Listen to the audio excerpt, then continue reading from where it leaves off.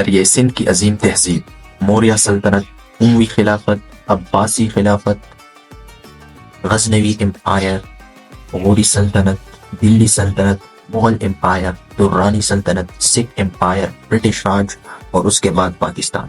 یہ ہے پاکستان کی کہانی چند سیکنڈوں میں۔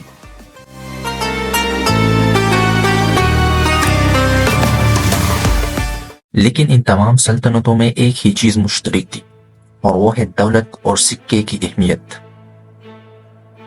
کیونکہ دولت اور سکے کے بغیر نہ تو سلطنت قائم کی جا سکتی ہے اور نہ اس کو چلایا جا سکتا ہے، بلکہ اس کی الٹ یہ ہے کہ سکے اور دولت کی کمی ریاست کی تباہی کی آغاز بنتی ہے۔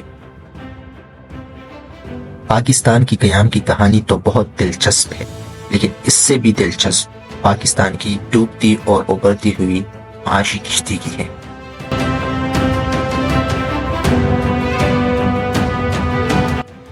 پاکستانی روپی اسلامک ریپبلک آف پاکستان کی سرکاری کرنسی اور لیگل ٹینڈر ہے، جس کو انٹرنیشنل آرگنائزیشن فار اسٹینڈرڈائزیشن نے کرنسی کوڈ PKR مختص کیا ہوا ہے۔ لیگل ٹینڈر سے مراد وہ میڈیم ہے جس کے بیس پر ہم transaction of goods and services کر سکتے ہیں، یعنی پاکستان میں پاکستانی کرنسی دے کر ہم کوئی بھی سروس بیچ سکتے ہیں یا کوئی بھی سروس خرید سکتے ہیں، اور اسی طرح پاکستانی روپے کو استعمال کر کے ہم کوئی بھی گڈ بیچ سکتے ہیں اور کوئی بھی گڈ خرید سکتے ہیں۔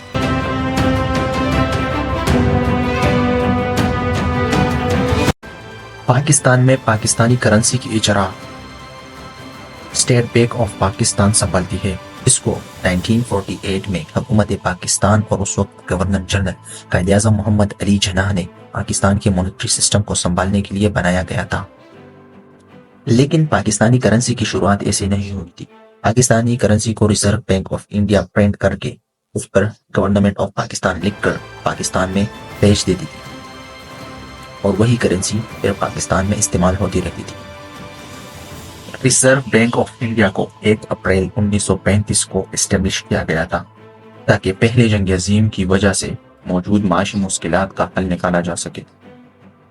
لفظ روپیہ ایک سنسکرت لفظ ہے جس کی معنی ہے کچھ چاندی یا چاندی کا سکہ، لیکن اصل میں یہ لفظ روپیہ اور لفظ روپا سے نکلا ہے، جس کی معنی شکل یا تصویر کی ہے۔ روپیے کو پہلی بار شیر شاہ سوری نے اپنے نظام حکومت میں سکے کے طور پر جاری کیا۔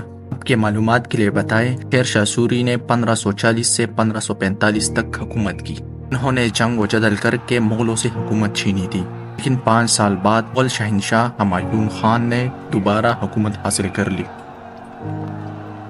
روپیے کے علاوہ ہندوستان میں 2 اور سکے بھی رائج تھے۔ ایک سکہ دم کہلایا جاتا تھا اور دوسرا سکہ مہر کہلایا جاتا تھا۔ دم کوپر سے بنا ہوتا تھا اور مہر سونے کا سکہ ہوتا تھا۔ یہ تینوں سکے یعنی روپیہ، دم اور مہر شیر شاہ سوری کے دور حکومت میں جاری ہوئے تھے، لیکن شیر شاہ سوری سے دشمنی کے باوجود مغلوں نے ان سکوں کو ختم نہیں کیا بلکہ ان کو مزید ترقی دی۔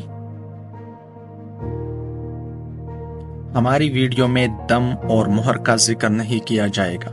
ہماری ویڈیو صرف روپیے کے مطابق ہے اور اسی کے بارے میں ذکر کیا جائے گا۔ روپیہ ایک مڈل رینج کرنسی تھی جس کی ویلیو دم سے زیادہ اور مہر سے کم تھی۔ اکبر کے دور حکمرانی میں 1 روپیہ 48 دم کے برابر تھی، لیکن بعد میں اس کو 38 دم کے برابر کر دیا۔ دم کی قیمت میں اضافے کی وجہ انڈسٹریل ریولوشن کی وجہ سے کوپر کی مانگ تھی۔ کوپر کی مانگ کی وجہ سے دم کی ویلیو بھی انکریز ہو گئی۔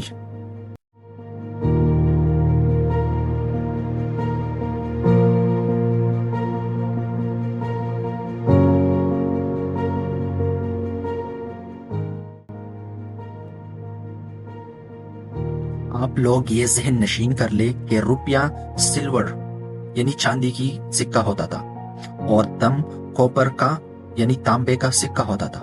جس طرح انڈسٹریل ریولوشن بڑھتی گئی، اسی طرح کوپر کی ڈیمانڈ بڑھتی گئی، جس کی وجہ سے کوپر کی پرائسز میں اضافہ ہوتا گیا اور روپے کے مقابلے میں مضبوط سے مضبوط ہوتا رہا۔ اس اضافے کی وجہ سے 1 روپیہ 30 دم کے برابر ہو گیا۔ اس طرح مزید کوپر کی ویلیو میں اضافے کی وجہ سے 1660 میں 1 روپیہ 16 دم کے برابر ہو گیا۔ مصنف جان ایف ریچرڈ اپنی کتاب دی ان اینڈنگ فرنٹیئر میں لکھتے ہیں کہ مغلوں کی ہر سکہ انتہائی بہترین کوالٹی کا ہوتا تھا، جو کہ 96% پیور ہوتا تھا اور اس میں ملاوٹ کی کوئی گنجائش نہیں ہوتی تھی۔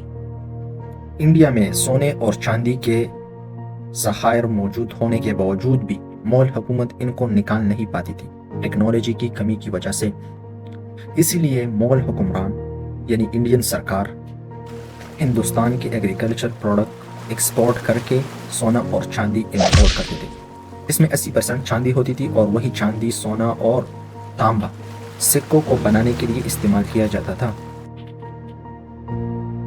ہر عروج کا ایک نہ ایک دن زوال ضرور ہوتا ہے، اور مغلوں کا زوال 1857 میں انگریزوں کے ہاتھوں سے لکھا ہوا تھا، جو کہ ان کو نصیب ہوا، اور 1857 میں مغل سلطنت کا خاتمہ ہوا۔ انگریز بہت چالاک قوم ہے اور انہوں نے بھاری بھرکم سکوں کے بجائے کاغذ کے نوٹ نکال دیے تاکہ بھاری بھرکم سکوں کی ترسیل آسان۔ اور پھر ہندوستانی قوم کو انہوں نے یہ بھی بتایا کہ قمیص کے اوپر جیب بنا کر ان کاغذوں کو اپنے دل کے ساتھ قریب بھی رکھ سکتے ہو، کیونکہ پیسہ بہت ہی قیمتی چیز ہے۔ خیر، یہ الفاظ تو میں نے اپنے آپ سے کہے، لیکن انگریزوں نے پہلی دفعہ ہندوستان میں کاغذ کی کرنسی کی ایجاد کی۔ کاغذی نوٹوں کی اجرا میں the bank of Hindustan, the general bank of Bengal and Bihar اور دی بنگال بینک نے مدد کی۔